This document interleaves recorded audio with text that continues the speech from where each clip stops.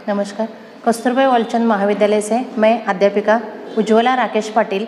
पहले वीडियो में हम लोगों ने 16वां पाठ 12वीं कक्षा का मैं उद्घोषक हम लोग देखे थे। उसका दूसरा भाग आज हम शुरू करने जा रहे हैं। तो यहाँ पर लेखक ने सूत्र संचालन के कुछ चरण या बिंदु आप लोगों को बताने का प्रयास किया है। उसमें पहला है श्रोतागण वंदन या स्वयं का परिचय, स्वागत। इसके बाद आता है मंच पर उपस्थित महानुभावों का आदरपूर्वक सम्मान, सकारात्मक अभिप्राय। इसके बाद सहज उत्स्फूर्त संचालन करना, आवाज़ में उतार चढ़ाव, श्रोताओं से संवाद। इसके बाद समय सूचकता, हाजिर जवाबीपन। इसके बाद गलती पर तुरंत माफ़ी मांगना चाहिए और उसके बाद कार्यक्रम के अनुसार भाषा शैली में परिवर्तन। ये सभी बातें ये चरण बिंदु माने गए हैं सूत्र संचालक के, यानी उसी वक्त ये सब कुछ होना चाहिए। ये सारी बातें महत्वपूर्ण रहती है इस कारण। इसके बाद देखिए सूत्र संचालन की तैयारी किस प्रकार करनी चाहिए। एक तो देखिए उसका वाचन होना चाहिए, इसके साथ साथ प्रगाढ़ वाचन कहा जाता है ना, तो वो होना चाहिए। उसका व्यक्तित्व इतना आकर्षक होना चाहिए कि सभी को उसकी तरफ से आकर्षक पैदा होना चाहिए। इसका मतलब उसकी बातों की तरफ उनका ध्यान आकर्षित होना चाहिए। कार्यक्रम पत्रिका निश्चित रूप से उसके पास तैयार रहनी चाहिए। उसकी भाषा शैली का विकास अतिशय यहाँ पर महत्वपूर्ण है। इसके बाद उसके उच्चारण में शुद्धता आनी चाहिए और उसके बाद उसकी समय सूचकता, यानी कार्यक्रम को कहाँ से और किस वक्त यहाँ समाप्त करना है, किस तरह से बोलना है, कितने समय में बोलना है और उसके उच्चारण में शुद्धता। ये सभी बातें एक सफल सूत्र संचालन की तैयारी करते वक्त हमें ध्यान में रखना चाहिए। सूत्र संचालक का मिलनसार होना भी आवश्यक होता है। उसका यह मिलनसार व्यक्तित्व संचालन में चार चांद लगाता है। सूत्र संचालक को विविध विषयों का ज्ञाता होना भी आवश्यक है। यदि सूत्र संचालक भौतिकीय विज्ञान, परमाणु विज्ञान जैसे विषयों और विभिन्न राष्ट्रीय अंतर्राष्ट्रीय नेताओं के सामने कार्यक्रम का संचालन करता हो तो संबंधित राष्ट्र तथा विषयों का ज्ञाता होना आवश्यक है। लेखक ने बताया है कि यहाँ सूत्र संचालक का मिलनसार तो होना बहुत ही ज़रूरी है, आवश्यक भी है, क्योंकि उसके बगैर उसका यह निश्चित रूप से कार्यक्रम की सफलता नहीं होगी। और ये मिलनसार व्यक्तित्व क्यों होना चाहिए? ताकि अपने कार्यक्रम में वह चार चांद लगा सकता है। हंसमुख तो होना चाहिए, हंसते हंसते कार्यक्रम की ये भूमिका निभाने चाहिए। मिलनसार उसका स्वभाव होने से यह कार्यक्रम में चार चांद लगा सकता है।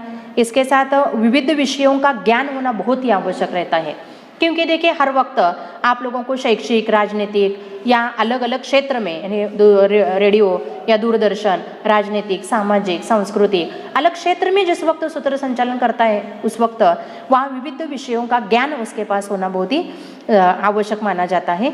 यदि यहाँ पर बताया है कि भौतिकीय विज्ञान हो या परमाणु विज्ञान हो, विषयों की विभिन्न अंतर्राष्ट्रीय नेताओं के सामने अगर ये कार्यक्रम का संचालन करना है, अंतर्राष्ट्रीय शब्द का प्रयोग किया है देखिए, उनके नेताओं के सामने, तो यहाँ संबंधित राष्ट्र या विषयों का जो ज्ञान होता है वह ज्ञान उसे हासिल करना बहुत ही ज़रूरी है। यानी निरंतर रूप से उसका वाचन यह बहुत ही महत्वपूर्ण है। उससे उसके व्यक्तिमत्व को उभार आ जाएगा और कार्यक्रम की सफलता उस पर ही निर्भर या निर्धारित किया जा सकता है। तो कड़ी साधना, गहराई से अध्ययन करते हुए विषय का ज्ञान प्राप्त कर सकते हैं। आकाशवाणी और सार्वजनिक कार्यक्रमों के मंचों पर संचालन कार्य ने मेरे व्यक्तित्व को नई ऊंचाई प्रदान की है। लेखक कहते हैं, इस विषय में मेरी सफलता का प्रमुख कारण है मेरा प्रस्तुतिकरण, क्योंकि मंच संचालन की सफलता संचालक के प्रस्तुतिकरण पर ही निर्भर करती है। लेखक का कहना है कि यह सब कुछ करते वक्त एक कड़ी साधना यहाँ करना चाहिए, क्योंकि राष्ट्रीय अंतर्राष्ट्रीय स्तर पर से जो भी नेता लोग आएंगे या व्यक्ति आएंगे उनके सामने बोलना इतना आसान काम नहीं है, इतना कठिन भी नहीं, क्योंकि साधना अगर हो, इसका मतलब वाचन अगर हो और गहराई से वाचन अगर हमारा हो तो ये संभव है। तो इसीलिए देखिए गहराई से अध्ययन का विषय या उसका ज्ञान प्राप्त करना यह हमारे लिए बहुत ही मंच संचालक के लिए ज़रूरी रहता है। जैसे कि आकाशवाणी या सार्वजनिक कार्यक्रम में मंचों पर संचालक कार्य में व्यक्तित्व को एक नई ऊंचाई प्रदान करने का प्रयास किया जाता है और लेखक कहते हैं कि उनकी सफलता का प्रमुख कारण है उनकी प्रस्तुतिकरण। अब देखिए मंच संचालन का कार्य करते वक्त हमें जो भी कार्यक्रम यहाँ लिया जाता है उसका प्रस्तुत करने का एक अलग तरीका होता है। और सुचारू रूप से जो प्रस्तुतिकरण करता है उस पर निश्चित रूप से उस मंच संचालन का कार्यक्रम का यानी सफलता निर्धारित किया जाता है। मैं इस बात का ध्यान रखता हूँ कि कार्यक्रम कोई भी हो, मंच की गरिमा बनी रहे। मंचीय आयोजन में मंच पर आने वाला पहला व्यक्ति संचालक ही होता है। एंकर यानी उद्घोषक का व्यक्तित्व दर्शकों की पहली नज़र में ही सामने आता है। अतएव उसका परिधान, वेशभूषा, केश सज्जा इत्यादि सहज व गरिमामयी होनी चाहिए। उद्घोषक या एंकर के रूप में जब वह मंच पर होता है तो उसका व्यक्तित्व और उसका आत्मविश्वास ही उसके शब्दों में उतरकर श्रोता तक पहुंचता है। अब यहाँ पर उन्होंने बताया है कि लेखक का कहना है कि इस बात की तरफ ध्यान सभी का होना चाहिए कि मंच की गरिमा यहाँ पर वह गौरव अगर यहाँ पर बना रहे या कार्यक्रम की यहाँ गौरव बना रहे तो इसके लिए क्या करना चाहिए कि मंच के आयोजन के पहला व्यक्ति जो होता है संचालक वो महत्वपूर्ण होता है।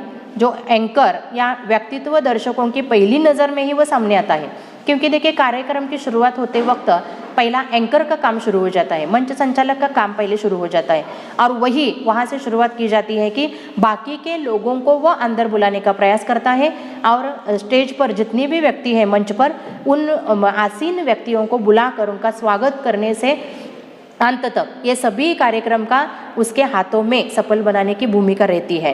तो क्या आवश्यक है इसके लिए? तो अतः उसका जो परिधान है, उसने जो भी पहना हुआ परिधान है, उसकी जो वेशभूषा है, केश सज्जा है, इसके लिए उसे ठीक ठाक और ठीक ढंग से होना बहुत ही ज़रूरी है। जैसे कि यहाँ पर हमें पहले देखते ही सभी का आकर्षण उसकी तरफ, उसकी भाषा की तरफ होना चाहिए। इतना आकर्षक व्यक्तित्व उसका दिखाई देना चाहिए, ये बात भी यहाँ महत्वपूर्ण है। उद्घोषक या एंकर के रूप में जब वो मंच पर होता है तो उसका व्यक्तित्व और उसका आत्मविश्वास ही उसके शब्दों में उतरकर श्रोता तक पहुंचता है। देखिए इसका मतलब ऐसा होता है कि एंकर का काम करने वाले व्यक्ति को या उसका व्यक्तित्व या उसका कॉन्फिडेंस या आत्मविश्वास बहुत ज़बरदस्त होना चाहिए।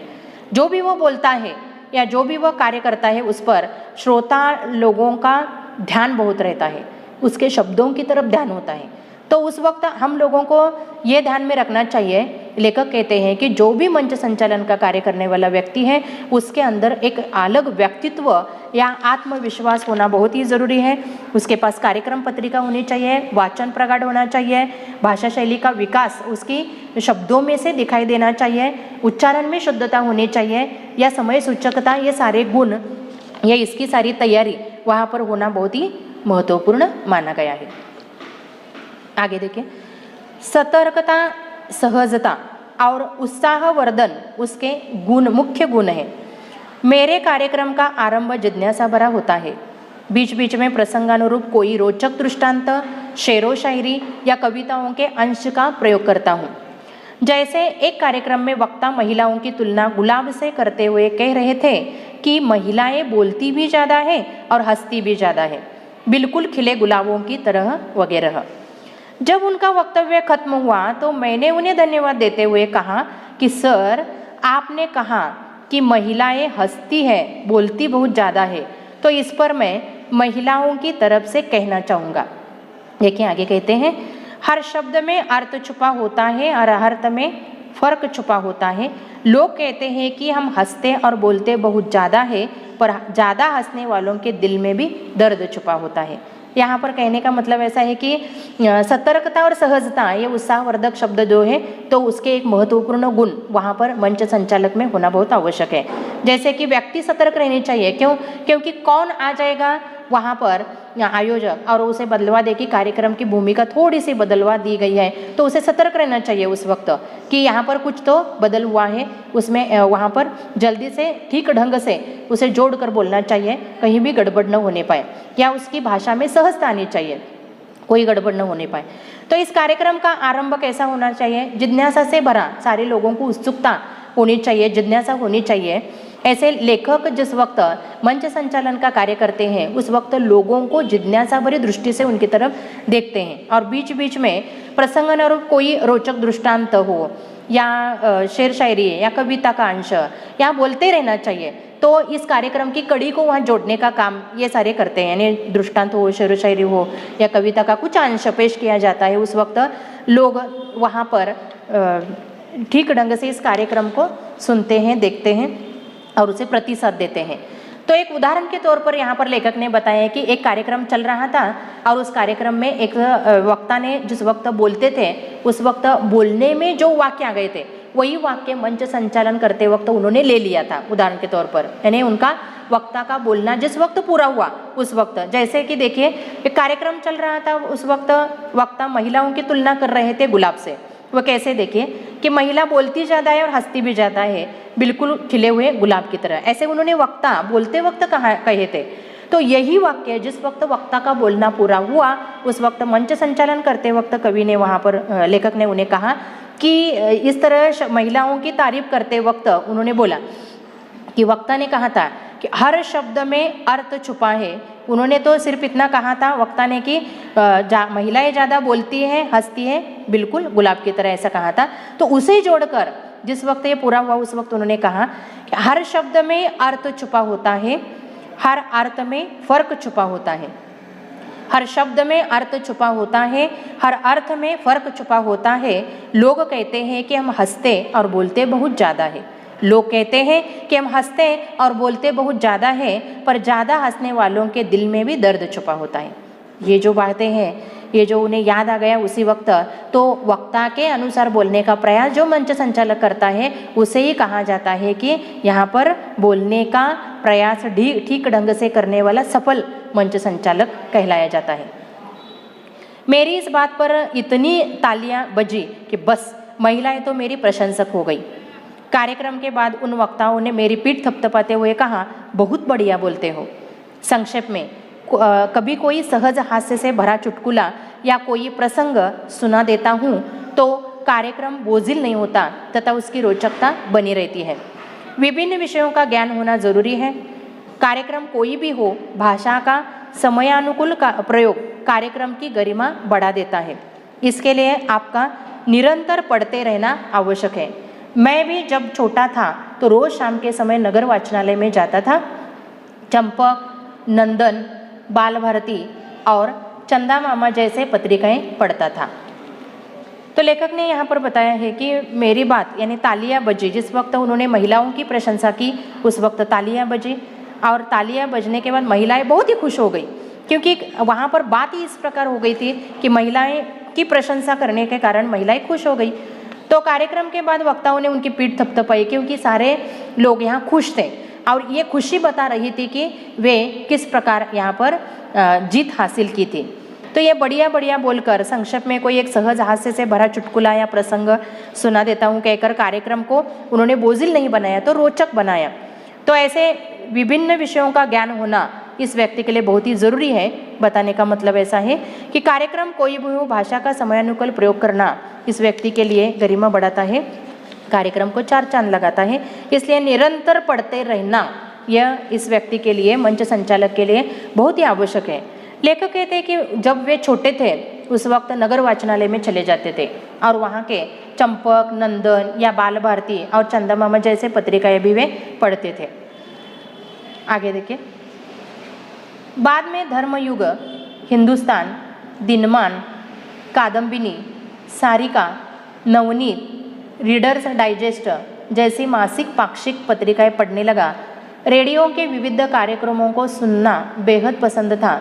ये सारी बातें कहीं न कहीं प्रेरणादायक रही तथा सूत्र संचालन का आधार स्तंभ बनी। क्या क्या उन्होंने किया था देखिए बचपन में कि जब वे छोटे थे उस वक्त तो उन्होंने चंपक, नंदन या बाल भारती, चंदा मामा जैसे पत्रिकाएं पढ़े ही थे।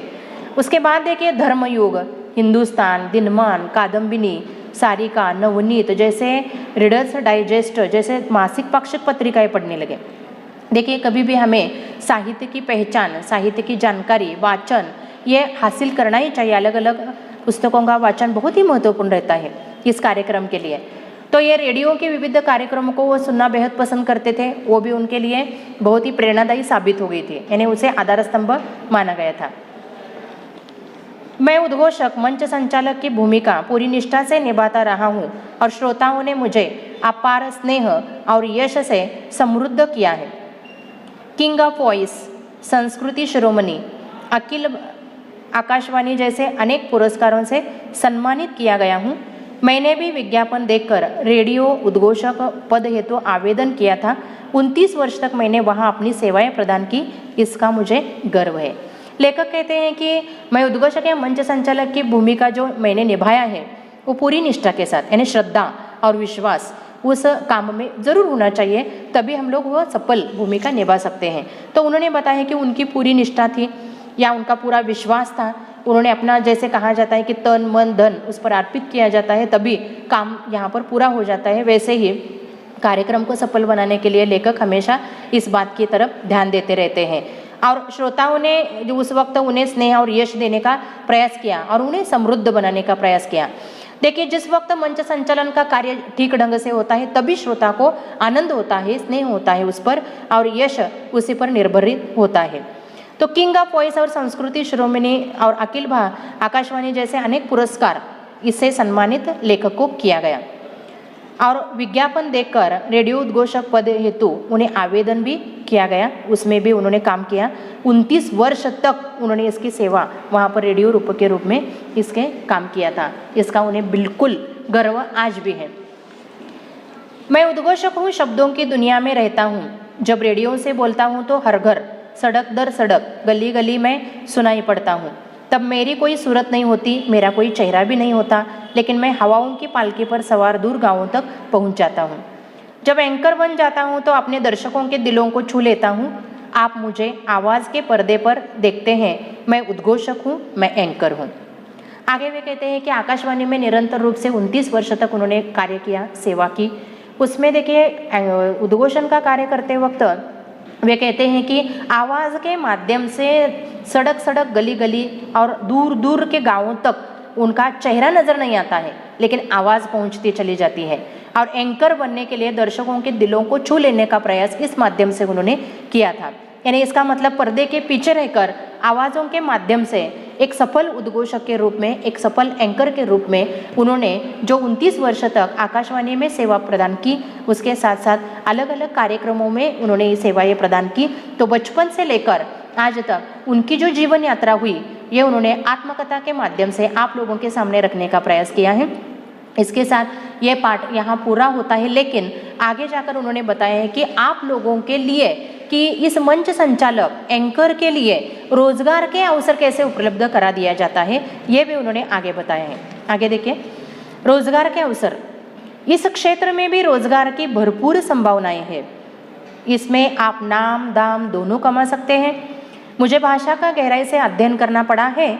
लोग भले ही कहे कि भाषा का अध्ययन क्यों करें, क्या इससे रोजगार मिलता है, पर मैं आज तक के अपने अनुभव से कहता हूँ कि भाषा का विद्यार्थी कभी बेकार नहीं रहता। सूत्र संचालन में भी भाषा की महत्वपूर्ण भूमिका है। भाषा की शुद्धता, शब्दों का चयन, उनका उचित प्रयोग और किसी प्रख्यात साहित्यकार का या व्यक्तित्व के कथन का उल्लेख कार्यक्रम को प्रभावशाली एवं हृदयस्पर्शी बना देता है। विभिन्न कार्यक्रमों के साथ आप रेडियो या टीवी उद्घोषक के रूप में रोजगार पा सकते हैं। आगे जाकर बताया है आप लोगों के लिए, छात्रों के लिए उन्होंने बताया है, विद्यार्थियों के लिए उन्होंने खास तौर से बताया गया है कि आप लोगों को ये पाठ रखने का, मैं उद्घोषक है आत्मकथा आनंद प्रकाश सिंह जी ने रखने का प्रयास इसलिए किया गया है ताकि आप लोगों को ये समझ में आ जाए कि रोजगार के अवसर इसमें भी हम प्राप्त कर सकते हैं। वो कैसे, कि इसमें संभावनाएं बहुत है, दोनों भी होता है। एक आप लोगों को प्रसिद्धि भी मिलती है इसके द्वारा, और दूसरा दाम, इसका मतलब आप पैसा भी कमा सकते हैं। तो इसे, मुझे भाषा का गहराई से अध्ययन करना एक बात इसमें बहुत ज़रूरी है। तो वे बताने का प्रयास करते हैं कि रोजगार इसमें प्राप्त कर सकते हैं, लेकिन अनुभव होना चाहिए। भाषा का विद्यार्थी कभी बेकार नहीं जाता, निरंतर रूप से अध्ययन करते रहना चाहिए, पुस्तकों का अध्ययन करना चाहिए, छात्रों को पढ़ना लिखना चाहिए और अलग अलग ढंग से, अलग अलग तरीके से ज्ञान हासिल कर लेना चाहिए। सूत्र संचालन में जो भाषा महत्वपूर्ण रहती है, भाषा की पकड़ उसमें होनी चाहिए, सहजता, सटीकता होनी चाहिए, सरल भाषा होनी चाहिए, भाषा की शुद्धता उसके रग रग में होना चाहिए, शुद्धता वाणी में होनी चाहिए, शब्दों का ठीक ढंग से चयन करना उसे आना चाहिए, शब्दों का उचित प्रयोग उचित ठीक ढंग से या वक्त पर करना चाहिए।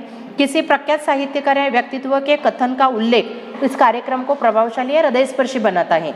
इसलिए देखिए, कोई साहित्यकार हो विख्यात साहित्यकार हो या उसके व्यक्तित्व का कथन हो, हमें बीच बीच में कार्यक्रम में प्रभावशाली बनाने के लिए करना चाहिए।